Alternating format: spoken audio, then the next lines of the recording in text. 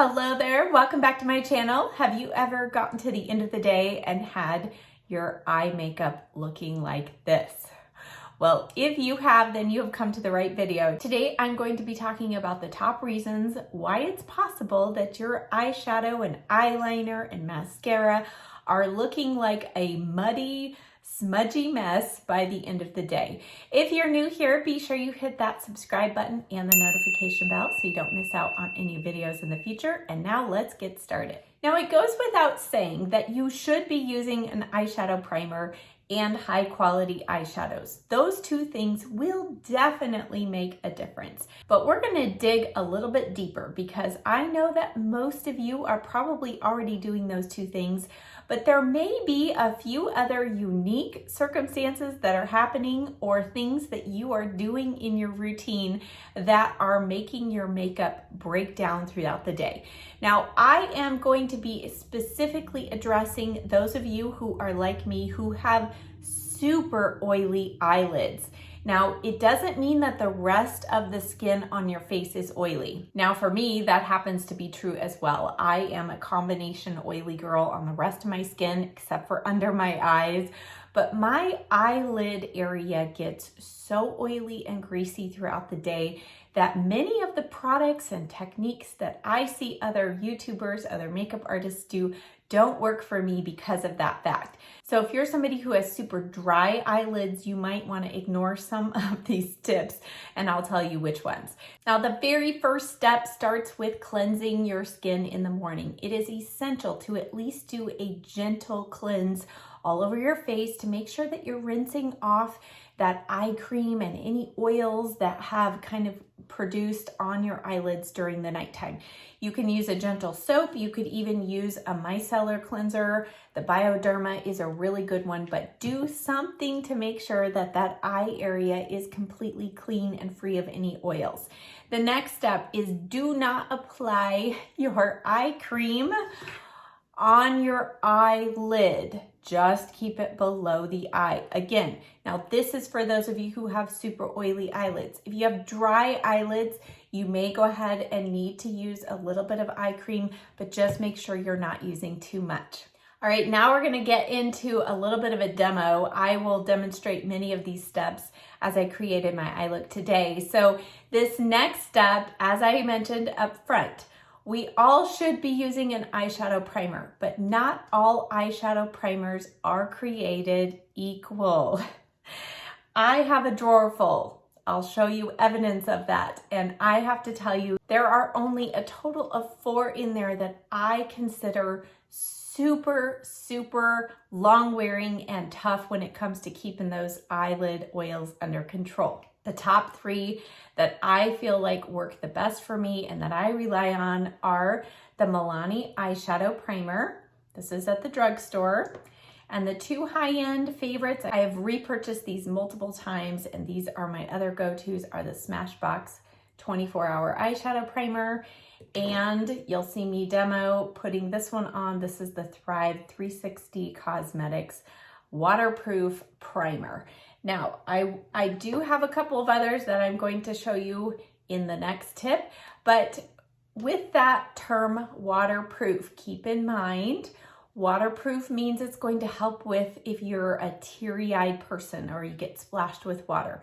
But waterproof does not mean oil proof. So just keep that in the back of your mind because we're going to talk about that more. Now, as you are applying your eyeshadow primer, the next possible reason why you're getting smudging is you're using too little or too much. I have seen YouTubers use the tiniest little dot and just apply it on their lid. No, you need to get that eyeshadow primer all the way from your lash line, and you'll see me working it into my lashes all the way up to your brow bone.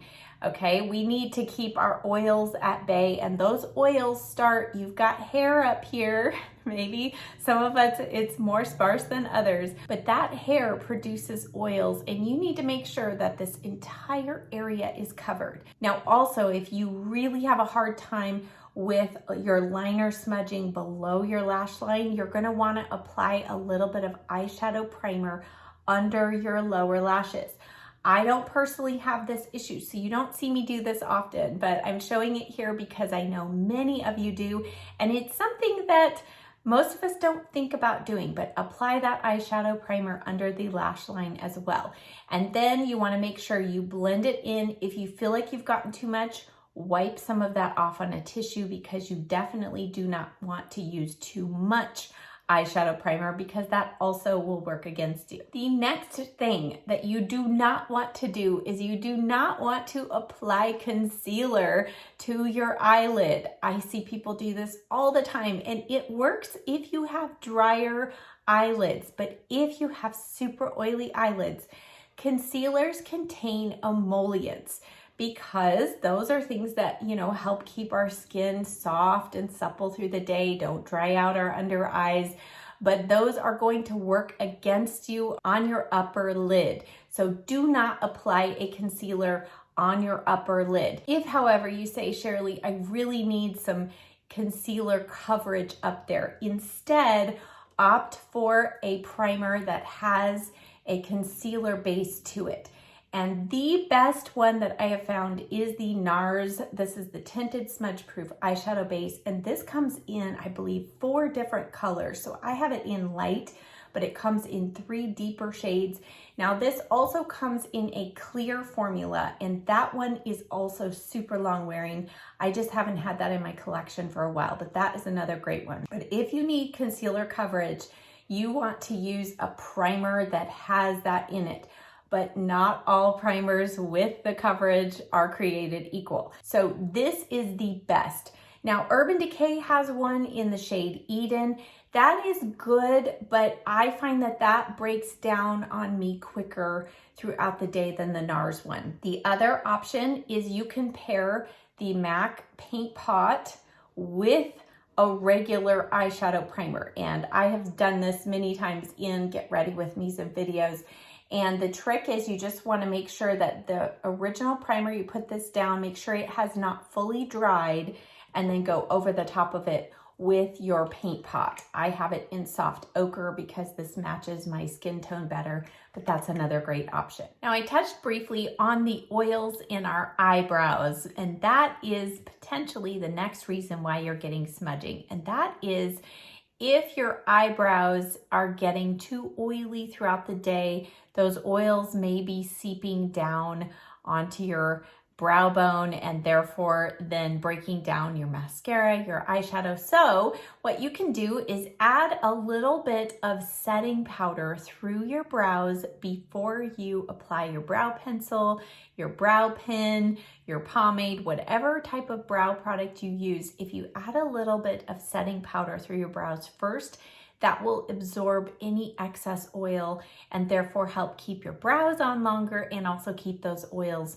from drifting downward throughout the day. Now it's time to apply eyeshadow. And as I mentioned earlier, using a high quality eyeshadow is definitely going to make a difference. Some of my top favorites are Natasha Denona, Charlotte Tilbury, Viseart. I also love the Tarte shadows, so I'm gonna actually use the Tarte. This is the larger Juicy palette for today's demo. But the next thing that's really important, I feel like, is using a matte shadow up under the brow and kind of through the crease, or at least the top of the crease, especially if you have hooded eyes, because again, matte shadows are going to help kind of keep the oils from coming through. So there are multiple layers that I'm putting on, and for a certain reason. There is purpose behind that. So you've got your eyeshadow primer, and then next by putting on a matte shadow, that is going to also help absorb any oils that might be starting to break through that primer. Next, we're gonna move on to the actual eyelid. And one thing that you may not be aware of is, again, just like primers and eyeshadow, powder eyeshadows, is cream eyeshadows are not all created equal. Even though they may say they're long wearing or they have primer built in, they may not be the long wearing solution that you personally need. Now, cream eyeshadows, you can wear most cream shadows on their own, but the right cream eyeshadow can be a wonderful extra layer of security to hold your shadows in place, especially shimmer shadows can help them just remain true, the color stay true through the day. And a couple of my favorites that I feel like work really well, and especially when you top them with a powder shadow, would be the Laura Mercier Caviar Sticks, the Bobbi Brown eyeshadow sticks. These are also very great. The By Terry Ombre Black Star shadow sticks. These are, in my opinion, the longest, most hardcore wearing shadow sticks out there.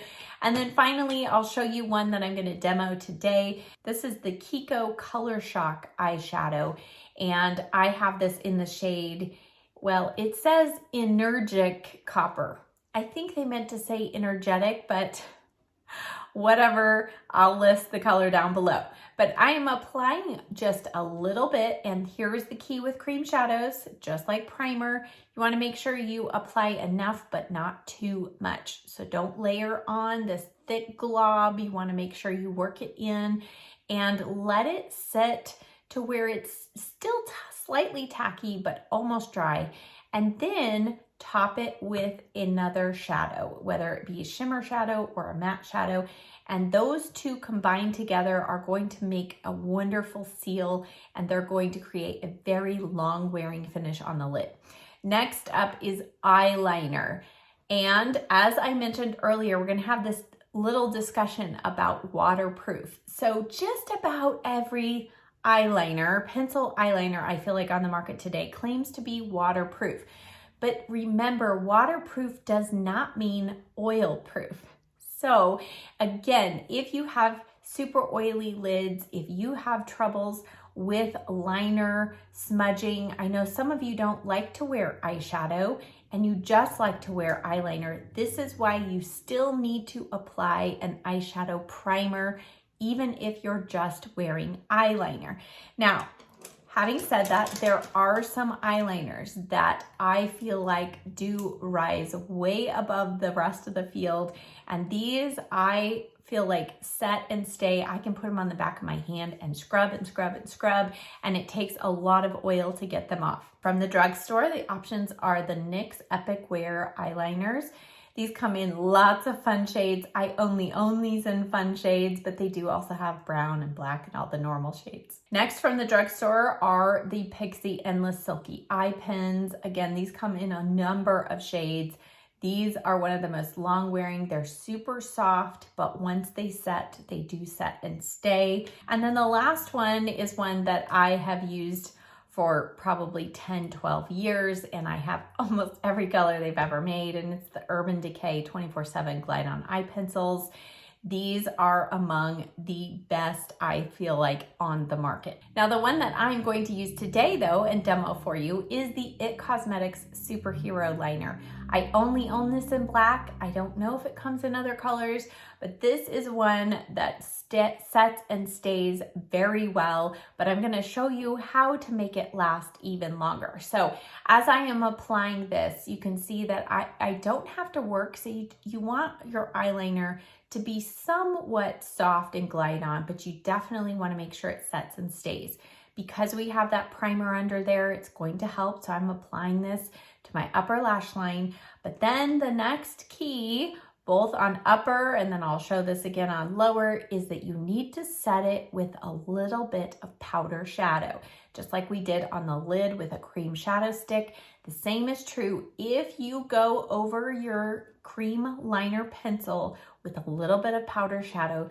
That is going to seal it in place, and especially here on the outer corner. So if you struggle with this outer corner kind of smudging out throughout the day, it's because of a couple of reasons. And number one would be because you have not set that liner with your powder. So you want to go out on the outer liner with the powder, and I take it all the way across my lash line as well. This also serves to just make it easier because it helps you even out your line so you don't have to get a super straight line. So set your liner with powder. Now on the lower lash line, you'll see I am applying a little bit of this on the inner rim. I don't take it all the way across my waterline, but I'm smudging that pencil into the lashes, and then I go with a M432 brush and really make sure that that liner gets smudged kind of between the lashes and below the lashes. And then if you struggle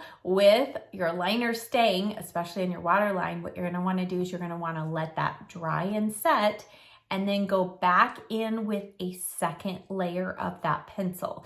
So by layering the pencil, it is going to help prolong the wear of your liner. Then, just like we did on the upper lash line, you want to go back and set it with powder shadow. It doesn't have to be the exact same color, just in the similar color family. You could go darker, you could go lighter, but using the combination of that cream pencil and the powder shadow are going to help lock that in for longer wear. And you definitely want to make sure you're connecting that outer lash line with the lower lash line with that powder shadow. Now we've cleaned up the eyes, and the next thing that you want to do if you struggle again with that shadow drifting out on the corner of your eye is the next thing you want to do is you want to take your setting powder, and you can use an angle brush, you can also use your powder puff, and you want to go in with a little bit of your setting powder and just set that edge of your shadow.